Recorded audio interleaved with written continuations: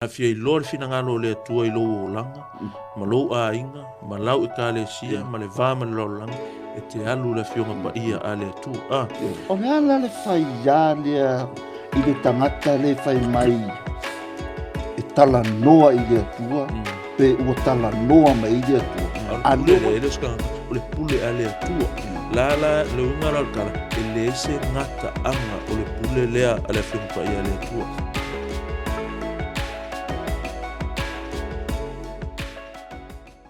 Ia, whātaro whātu le tō pa ia mo le tō mamalu. O mawhai o na moa mai le nei por karame tala noa a le uso. I lunga o nei o penga ta whailangi I le nei afiafi. Ia, po se teimi fo e o luma. Ma lo le soifua, ma lo le langi a mama le nai tū o le tātou. Nai tū o le tino keriso. Ia, tarofa pasta. Ma lo le soifua, le sunga e feso fontile ni fiafi. Ma lo, whaftai, ma lo soifua, whawhiro I atu I lau sunga, pasta nei tu la le asu. Ia ngati fo I leo le, pa I o Samoa, ia o soma, tua whawhine I la le whaatua tua, whawhiro I atu le nei tu la, so whaman ma lo I sulta, tua lii, ia wefo le nei awa noa e whamanu I atu ale Christmasi, ma le tausanga fou, wa masalo tātou tito e whitapa I le vai aso fou. Ia wa tolupo wa whaaso, taluona a mata le tausanga fou, ia le mea lea, manuel Christmasi ma le tausanga fou, ia, ta pēnā fo I lau sunga, ta vea? Ia, ma lo na wani, soifua pasta. Ai, pasta, e ma whai ona toi, nanga wha emo ma sina review fo ina le por au tu o le por karame, ta por karame fo I o le tana noa le uso. Ia, aftai wa te langona e whiololo avana I tangata na fisilingia. Ia. Ia, nā le tue whamanatu fui ma tue whailo I o le nei au o nanga o whaingoin o le talanoa le usu. Ia, ma le whaamoe moe lava le ministry a le lotu lava ia. Au whai atu le lotu lava ia, I mean, the Grace Recipients Community Church. E le whapea la Grace Recipients Community Church, o le miti ma le whi awa a mai le atua I tātou. I tangata o le loku lea ta o le Grace Recipients. O le mea nā tātou e whai, so responsible la tātou e mea wa a mai le atua I tātou. Ka ingala peila nei por kalame le tō whawa e ma. Le ngati fwoi atia o lau sunga ma le lau a whono le kalesia. Ine whapea nao na whai le nei vaenga o se au unanga. A tūne le mwhion tātou o I whale ta itasi umamatu I tu I mawhai ai I le mea wa burden ai po ua tuele tu o tātou lotu au whaangale nei awa noa e le ngata I mea whainga luenga wa mai ele atua ia o le anga waa whai utu I nei whanau pena na whaangai le nei ala ata ia po le ala leo fo fo mai leo tala I le pongai ma le au tu ia o le mea lea o whainga ina le tātou por kalame o le tua mai o le tuspa ia le pule la mai tawina ma va ai file muma tu ina tu le tu folinga mai o le mea lava lea le o matua mo mia ele kalesia le tu o le ko fa fu kuspa ia le pule la tu la unga kuspa ia tu o tuspa ia tele mea o fai tonu lotu sa le tonu fai ona ele o tu ua kuspa ia me tonu tu ia e ia of course ia ia va engo mea na whakaika inga pe o mea o ski te whai tonu lotu, o siva Cristiano whai tonu lotu. I'm not saying, kire whape o whakuanga salapi se mea ngā, pa o le wha mua. E le ngi whamakaranga whaangongo, langa I le eola se sisi whaangongo, e le ngi whai ngā siwa whaleanganga, langa I le eola se sisi whaleanganga, e le ngi whai ngā skit, langa I le eola, e i vaenga o mai e mea ngai tutonu.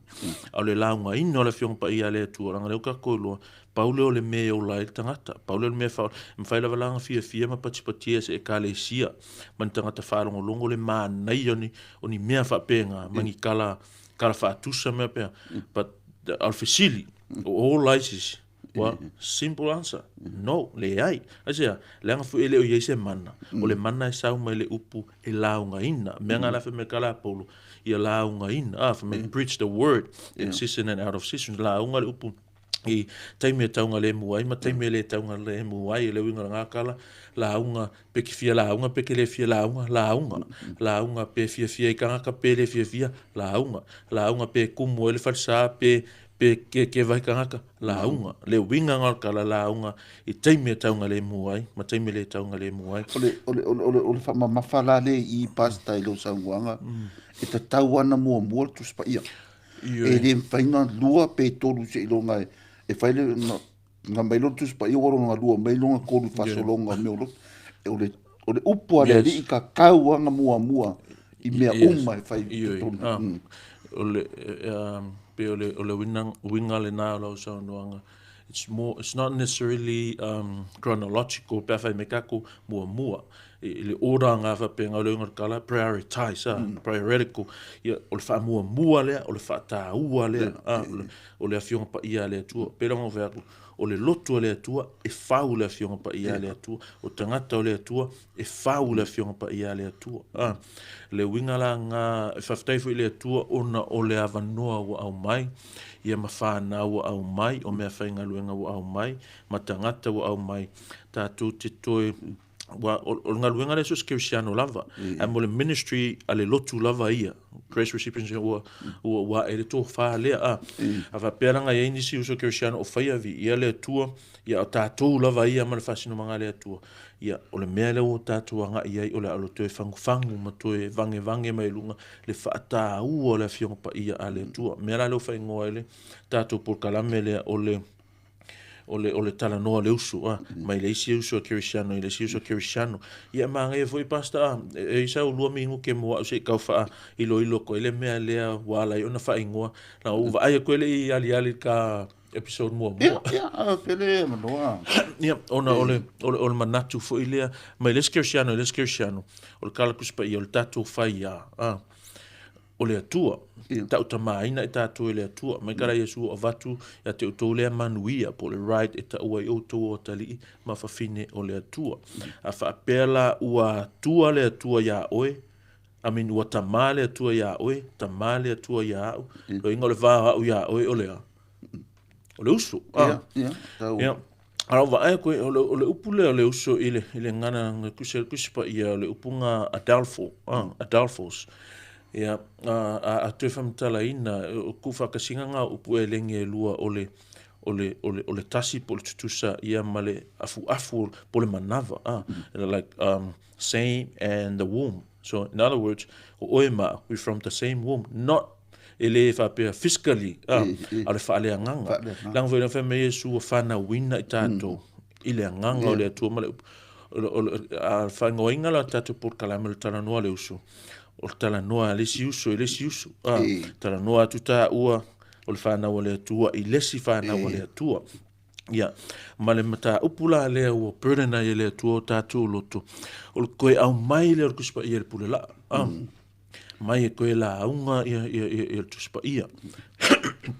ia e sisi vai koe kau mangua re ka ke ia ka upule tuspa ia ma faina mai so tu ala lo le befon o le lava le tuspa ia wa lava le tuspa ia o se ku ngale wale asma mo nga on tuspa ia lava le tuspa ia o se mata upula tele matele mata upu apasta which is also the mata upu te tau I le kalesia Kirisiano le tu va ai le ia ai fa so ma sili ka kai ko kasim po au ona foi le tu le aso manatu le aso taltonunga I le mele o le lava le afiong pa ia le tu ia por fa pertani o ma sani ia theologians the sufficiency of the Bible the sufficiency of the scripture masalo afsili pe kat kongo I pele ai o le tali te maua o le ioi ai le o tangata uma ioi e atangia I le lato whaatinonga po le lato practice e tali tonu I le lava matutoi o le tuspa ia ia peonga whaatu e whaisila lave ma te leo le mata upulea as when ina ua a whape whai mai tātou le tuspa ia o nga e whankaua li ali mta upul vaso talue ni o mta upule o tuspa ia le tala no I tātou I le lava matutoi o le kenese tau le whaalinga ne whaonga e tātou e kālesia ona e iai ia le sito ina manatu whape o kuspa ian kusi e kangaka kuspa ian tusi e lea malea o maila uiska ku whakasi pa e lo te tunga whape I lava ona mana vaina e lea tua ma inspire fo ele atua ma fa tonu ta ina ele atua le na pule au e na tu siel tu spa ia fa pena fo ona ngalua mele mana le atua ia ila to na fa alili wina ma tu fa tasia that's when that system canonization comes in Mera ka o canonizing o kuspa ia o leilo I lunga leo tātou tama Kirisiano o tusi e tauna a vea ma scripture ma tusi e le tauna a vea ma scripture mera ngai ala iona ese kuspa ia le a tātou ma kuspa ia la whao ngā isi vaenga la iei kusi whao popo so o kuspa ia la lea from kenese kaulu whaalinga nea tātou si tala noai o le pule lea a le lotu o le authority lea e whaianga e le lotu ia malau fesili le o sili ai ile sufficiency po le lava o tuspa ia. When we say le lava o kuspa ia le tatala noa na ia. Le lava la kuspa ia o le winga nei o le whamkalanga. O mea lava la fina ngalo le tua whailanga lotu o lo e kongo kuspa ia. O whaalinga umalae ma fau ia ele Kirisiano e rana ele lotu, whai elo na ainga, whai ele kalesia. Like a kongo kuspa ia. It's just a matter of going and find. Study prayerfully. Na I loa la ia lea il fasino manga a le tua. Le winga la ngar kala o le level tuspa ia. Ele o iaise mea o totoe ele o tala noa ele tua. O le oi kongo. Le o tonu lavo ia. Sa mana vainga na le. O le atuanga o le whaawa wina. Mea lava. Peila o le fai upunga lenga kakango foi last week ile o tuspa ia lava 2 Timothy 3:16 o nganga kali ya fesili peila fesili le ile lava o le tuspa ia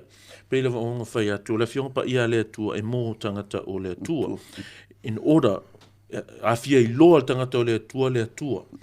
e ke le alu lunga le maunga ke le alu lunga le maunga mai anga pongi ma e kakalo ele fa penga fenga le tua le wa yai ele va ke a kong fa penga ya apela amo mala ko ai lo ko fa penga tatu te mil nei tatu le lot tatu le amata me lot a fie lo fina ngalo le tua I lo langa ma lo a inga ma lau e kalesia ma le va ma lo langi e te alu le fionga pa ia ale tua wa fa pe e ke alu fapia nga lunga le maunga mau ele tu ai longa e fikawe ngame o langa e fio le tu e mea ara fe me Yesu e fio kongo oi e fa vau ia ole lava la le kuspa ia o mea lava tatu te fia ilo ile tua ma le tatu o nanga ile tua la tonu la fio pa ia le tua mea nga la fe mai ia kuspa ia ko fai kaule verse lava le mai o tuspa ia lava po le atuanga o tuspa ia the whole scripture the whole Bible mai e mai le nganga o le atua ia mai le nganga o le atua o le parangi le inspired po le breath mana vaina le atua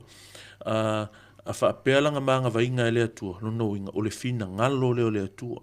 ala fe mai tuspa ia lava mulmulianga e kala fa pe ina ia atu o tona le lei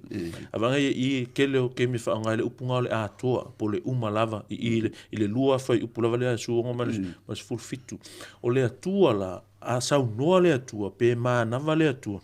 ele peile atu o tatou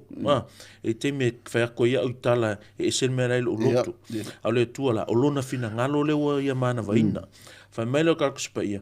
o tuspa ia lava e mai le nganga le tu po u mana vaina le tu ma le fa mo le e o nga e o ai e o ai e fa tonu ai e fa poto e fo ile ami o tonu longo winga ele ai ama se mea ni del tangata e fafo atu o le mana vanga lea pe fafo atu la fiong pa ia lea tu wala vala tu yes indeed la le faiale o to e rotan o la le faiale I le tangata le fai mai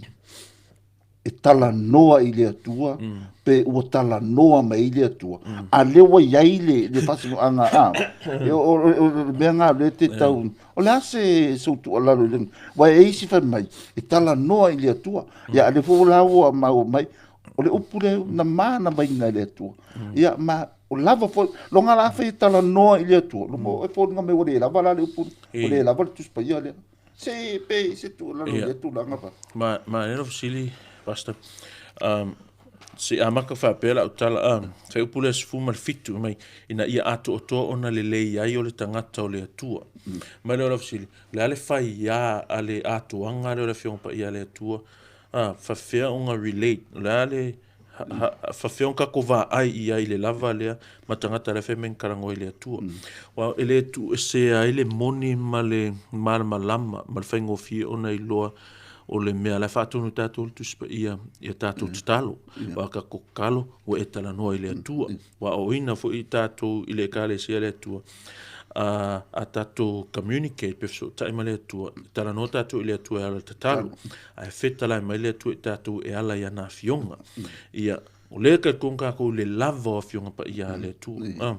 awa langa wa o lava i le extreme fonga lo fai mai o fai mai le atua ia te au like verbally communicate, physically confronted by ma le atua. Ia, e la o tal tonunga wapenga ma losia e tusai ma o onga tuspa ia. E le kaunkupu se mea penga le lotu. O inga fu i whanau mai ia o onga se lava o lo o tinga aina i au ona le atua kau whasa sao ia so nei. Onga ole so se kangaka rau whai men karangoma le atua. If you trace down the line ile history ma mea umanga kupu ilanga ministry nga o mea lava violate ai ile sa o le tonu o nga kuspa ia ma principle kuspa ia ma violate ai le theology ile pole tal tonunga le o le lava ma kuspa ia ia ola ia a fai mais kangaka o fai mai le atua wa i tatu kale sia ia a fa pem fenga o feskar fa pia o le keimi lava ki fa longo i se la unga pure la alea po la sunga le kala le fa la lotu matanga to le tua e ki fa longo mai lo fa o fa mai le tua ai lo la ia le ele ka kongo o le me le le lava o le kuspa ia ai fa longo lo la skala penga e pe o kala le fa so kala simpale nga fai o ia alu mala ko o nge ko sa ese la nga ile la fionga le tu le la o la ulava la ngona o lo ulava manatu o lo ulava ilo otherwise ngi meangi o se ser kala le o le lava la fionga pa ia ale tu ko fo ila vala ia le fa vai me kala paulo o man fa ka ki o fa vai ai se fia piot du lungo fa vai le which is o la fionga pa ia ale tua e leila se mea fa popo le se mea ko ese o le lava la fionga pa ia le tua eu te loa so se mea lava ma ko ele se mea o misi ile sfulu ngo ma su fikula vai vre fa mo nga merkus pa ia mai ina ia ato atoa ona le lei ele fakanga equip tato ila fionga pa ia le tua e ato atoa o le upunga le ke va ai ko le nganga nga kuspa ia ole complete pole perfect ko tapola ia le upunga mai ia sauni lava e sama nga kuspa ia longa winga ole thoroughly furnished pole to equip fully equipped longa we don't need any more a fa pela nga ke mga o mia sis fa alinga ku sa ko le tu ia ele akokola kuspa ia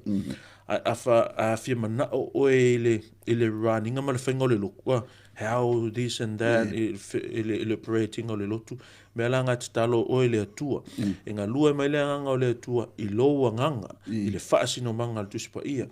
on mele kam feka o e ese male running male ngalua ino le lotu le atua ko nga mele fa o le sa fai mai le atua te awana po po le fai mai nga o fai atu le atua nga o vai ka malong fai mai o fai akule atua e mga o mia nga ia se 4 milion nga ia fa ka o le va lele ya ulaya msala ese le kuanga le karango le la nga le fa penga alta totua nga le tua re ko ke ta tapua ai ya uma lola ele por kalavunga le nga ne ve mer kamai ki asu sa uma pa wangal me ve fai o fai mai le tua fa longa kula kamanga kamai ki sul e ku fes ku pe o le kuale ka le ve au le nga ye fiu ka le sanga wila le se me e sa lo mai ka mai pasta va mole a lo to tal no ma lo tu fai pem fenga me sa ka wina yo ko nga me nga ku pu pe ale lo ka le lambol tu spa ia ma se le fa nga ino la e le ka kong lo la ku spa ia abuse lo ku spa ia abuse o e male tu langa ile lo fa mal so ta mai le tu e wa pe o le mena wa e so fo na le ia matai fo i mo la fai launga ia ia is fai launga fai mai ia la fai le mena fai mai ile tu penta no mai ile tu ro tu spai a launga mai ia ka la tu fo ngale to su ele launga ia ele se mea or ku spai ora vea mai le mele fai mai ile tu ia ka fo po sa o ngi launga ia ka ia po sa o ngi launga me pe o mena no singi ile tu ranga le por ale fai ya ia le la pe folding mai o le tus pa ia ra to tanga e dise me la to na o mi e fodi ia e dise me la ko i karango ngala a ko i karango a rola i de tu longa o le la bala tus pa ia pesa o ie pero penga ta o mo vai pasta ava ai e kalesia ia so nei so se kalesia lava so se ministry lava e fa vai mai se mea fa popo man kuspa ia like Bible plus a vision or Bible plus a revelation ele o le o e kale sia ma fa tonga nga o fai ma fa ala ve le atina e no nga wenga le tu a tonu ele pa o le il fa funga asisi el kala le but that's the truth ya ula ya malausunga maso se fefe au o ka ko o le ma mo le fiong pa ia o le lafu ma mo le tu ele nga o le fafanga o ma mo o le siva nga pikusilinga ka ua ile le ma mo le tu o le tau por ke aku por le fa kama ia o filio le o manu fe ai o mai ele petit lafu ma mo le tu we don't just feed the sheep we protect the sheep and how we do that by fighting this space kakaia po manu ia po o onga ia fa pena ona le peti aile fa fenga kupunga me e kupu ile matua i eli le loto sa ili tupito na fionga pa ia ale tu pe o kala fu ngale you can only know what is wrong when you really master what is right. You can only distinguish the truth from the lie when you master the truth. Because you know, la truth la fiong pa ia le tu e lo la o ya o onga se ma o onga le tu se ma fiong pa ia le tu pe e lo le na fiong pa ia le tu basta o le mele kau o le physical tala no a bunga tala fonga lunga mai ua tala no mai le tua e tu ia le me ia nga pa ia waiai le muswina male fa tu winga nga pa a le me ale fa mai ua tala no mai physical o pe o fa ma fa na le man tua le aso le nga fa fonga fo ia tatu pa anga mal pa io samo aso nta tala no mas stasio fi ia Salo o kele o tangata me se la ngai vaenga o skali ko ko tele tangata o la ko lo le ia a pe ma faro ko ku pe fa ko la o na le tu nga ele fa nga le tu ele ka o ka fa pe o na le tu a langa o fa fo tu mosili ya ko ngai lo le wala le tu which is ko spa langa ka o ka ma lo le fe au le fa mai o fa kolu ia fa sanga I male fa kolu kalmo male physically confrontation ia nga fa funga la tara fa nga ulangonga ma ova ele le fia pa ko ka o ka fa sa o ka fa pe ele o le tuanga nga lu karango nang foi ele ko sa fa pe nga le tu a sa fa pe nga le tu ele o ila o ke mingi wo e le uma nang o le malu le tu ia la vai nga ye pe nga o mose nga o ku nga ka fa le tu fa tata mai pa when you face the glory of God actual glory of God you'll be gone you'll be dead a fe mero kama le fa kolunga tala no ma le tu sa no alis ia o le burden la o le ti nga fa le nga ave le tua ia tato ma so se ka le tua nau e fa ta o le fiong pa le tua o ko nga me la ia o ka kala ia le ton fa tato e fa ai lo tangata alo e se mai ai langa le ele sa e fainga tai ona failenga luenga le atua o kanga kala e muli ai mkanga o le tau I lavanga ai le atua le se o la menga su o lo pa o lo fo I ka fa senga ia o la kala lenga fai se anga nga o e lavanga si le fia ma le atua ma si le fia le sao ma se o le menga wa a fa fainga fie ki kilo ku ai ma le ankole through ile a fionga pa ia le atua ele mangus pa ia au menga fai a pe ele mangus pa ia ele manu tua foi ele mai le tua foi pe o ka vilinga nga ma menga ya afia o mai lalo o le fa upunga le o le level tu spa ia ele level o kuspa ia le manatu tangata sa ili lo isi fa ilonga isi fa alinga mai si vision I fa fo ko tu spa ia it's Bible full stop not Bible plus no addition no subtraction ele si fa popolesi ko isi wa lava matu toela fionga pa ia ale tu fa fera le pule la tu spa ia e o ia I tonu o mei o ainga o carecia le pule le tu ia e o ia tonu Christian tasi la se mamao e alu tonu le ngolo tavole le pule le pofenga kamai le kwa o ia well I'm glad wa de wo do tu nei o wa lava tu spa ia ka kino la I le anga I kukongu I me po fele mamao siki ma e si pasta a pelang fa tu le a fo ile mele le o la fionga lava ia pa ia le tua e mo tangata le tua ma a fa fengo fiel tato Ricard le o ia o tama ia o le upo le tama ila na fa nau po le upo le tua ia na tangata tapua I ka koula ia o sili la o e po o le ale mamao le alu le pula tu spa ia ia mai la vala matanga pe ka ko vai la makanga le ta o tato le lua I fa poiponga ia sa o e lava se o markimela I kalesia ia ulai a fa peanga nga instituted fa peanga amatalia le tua ia ainga la a makamai ainga a fa pela le fainga nga le tua o ainga tane male ava e fai poipo o la makanga le ainga longo winga e pule foi la le tua ele fa pe e amata le tua e pule la lang pe pule ai le o fa o au mai e le tua le e pule le tua ka ka ngala pe o le loko a fa pe o le loto le tua pe o sa no nga le o ka o ile o Cristiano Yesu o te fa vai fo ila e kalesia ale upunga a inga manga nga la kala ka fa pe tani mai a will pult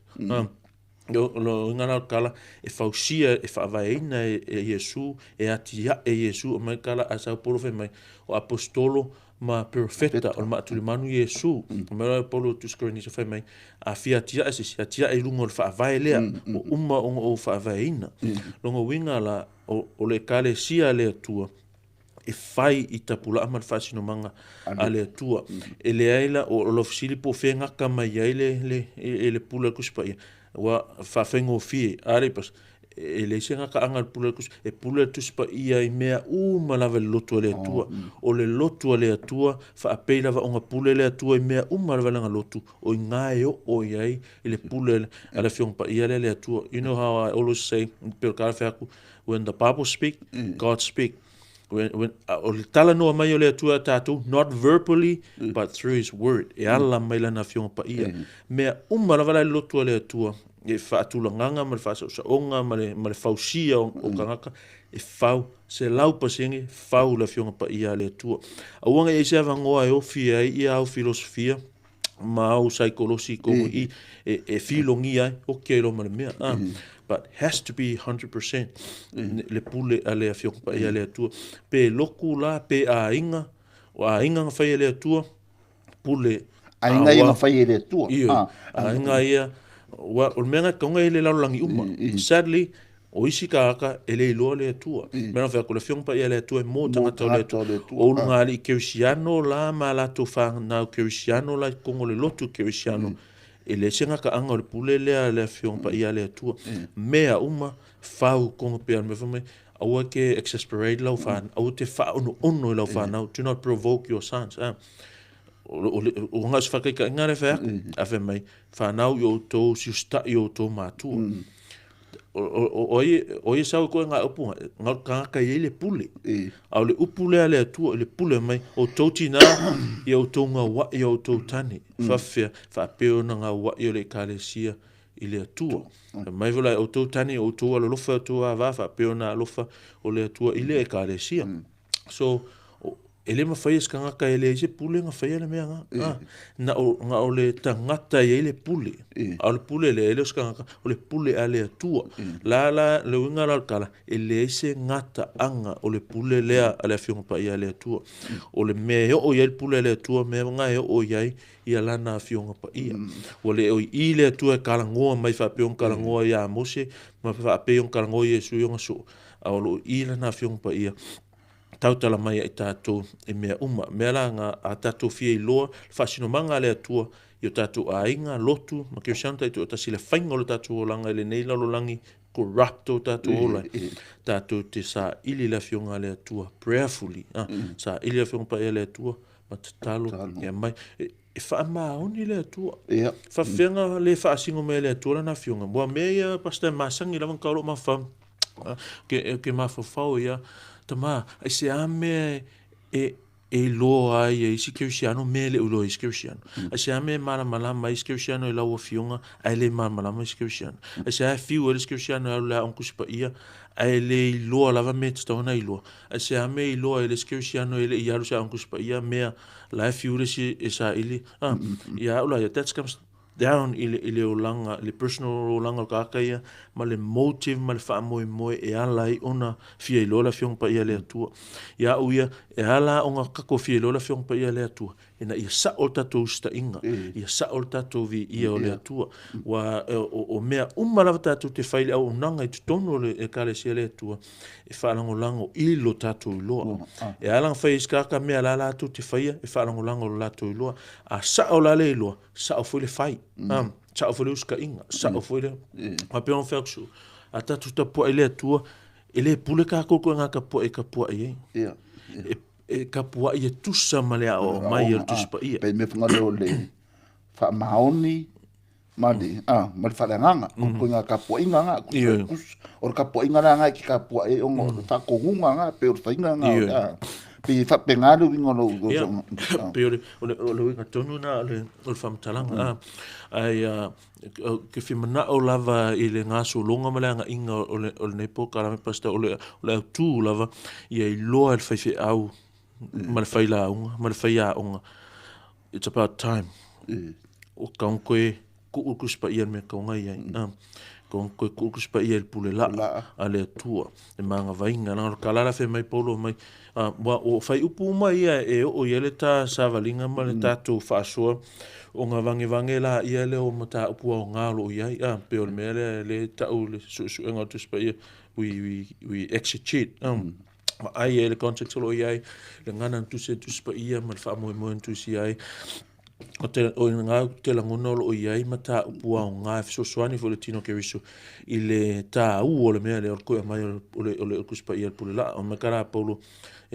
preach the word pergunta o ele foi mai dance the word or act the word or sing the word nga nga vi ia ile tua but the actual command is this preach the word la unga le fionga pa ia le tua eu le simia don't preach yourself don't preach your system don't preach your church don't preach your preference ma la unga le upo le tua ale lola le upo le tua ese o me la unga ese o me la unga e ki kifa loko mama ile lotu fa vai le lotu ia ma folinga mai lo le se lotu a la unga le upo le tua e folinga mai foi le lotu i folinga o ke riso o le e anga le lotu ano foi le fanga basta mi fa punga nga le ele mo le ato te ia tu spa ia e pelu le tau pe fa no fa i tu spa ma le lua fa mai awa o la pea le fionga le tua se ma fai ona fa matala ina pe the context o le mere mai awa o la pea le o le pule o la pea le fionga le tua fai ona ma le te I lava ya foi o le ka karmo ai tu spa o fionga le tu ale la fe mai o lai o la pea E fu. Ia, whaapa ia tue la o tala lea pasta i lea mea lea. Ai whai mai, a wā o lo o ola lea fionga a lea tua, o lo o matuanga lue fo. O lo o sili, fo i lona maai i pelu uma, e whaatau maai tu. Ia, whai mai, e lua mea leo ke vai koe il tu spa ia sa mua whatatau lea fionga pa ia lea tua, tu spa ia lea, me mua, whai mai o lo o ola. O le lua, whai mai, o lo o matuanga lui. O upumanga ia le tro mai lo attention i o le upunga o lo. O le fisin mai oe i le upu ola. Ai manga ia le upunga ola atu whimanga oe e whaamara malama i le upule o lo o whai mai, o lo ola longo winga, o lo tala noa i le taimi nei, ma whai ai pia longo winga, o lae ola, ma le afa au pea na ola e ola pea lava la fionga pa ia le tua longo inga e lo se upu mate e lo se upu le se ola le upu la soifua ma soifua pea lava ia mea longa lua fe mai o lo matuanga lui pea pe sa o lo mana tua o le upunga o lo matuanga lui e fa sa moa mai le upulai i le ngā kusel kuspa ia sa o le upalangi lo le energy ka so le upu creek la ia o le energy longo inga fai mai la se upu fape o le fionga pa ia le atu ele ngata ola a o ia le mana whaungwale al fasa mai o lo matuanga lui o isi fa palangi mai o le active but the actual word is also powerful o le winga upo le atu ele ngata ina ola but it's a powerful word e ola pea lava e koe foi lava le upsa mole o loo it is powerful it will continue to be powerful mela nga le ta uai le serious le ta o le tu mai o le kuspa ia pule la e la unga le upo le nga kai nga ola e mawai le ola ai mamana e mawai le mana mawai le malosi e fa ola inga ika ngaka e ma fa marusi ai e tangata e se langa le upu ele ngata ina mana ele ngata ina ola ia alo ia foi le mana o pe ka ngale polo me le marca le langa e fa ola ina ai lo inga a fa pela la unga si me apart mal kuspa ia pe fa popo kuspa ia pe ko esi mal kuspa ia e unga manga ia fa lungo ai le ola isi langa wole upulo ale tu has to be a pure word of God. Ia, whafta ia tu pasta. Whafta i fo ni hafi ono le whamamanga fo i matulanga e fo le por kalamini o tala noa le uso fo i ia, anga le pele tua ma fo i pele ma lo si o tino e le ngata i lere ma whau ma le o le wharenga. Ia mea lo for poto mara ta mai bei pele tua e wale fa lau te reina fo i male fa mama ina ma tu vai nga ina ma vai ina o por a fionga le tua ne ia fa manuia le tua nga venga fo i man lu mana ia au te tari tonu ia ole i unga nga tato por kalame ele nei a fiafi ia fa manuia le tua i lo roto ai tau na ma o wangaro le mele vai lo like ma subscribe fai mo fia na maua mai ai tala noa le uso mo le vai a so fo fa manuia le tua lo loto le ne pia so fua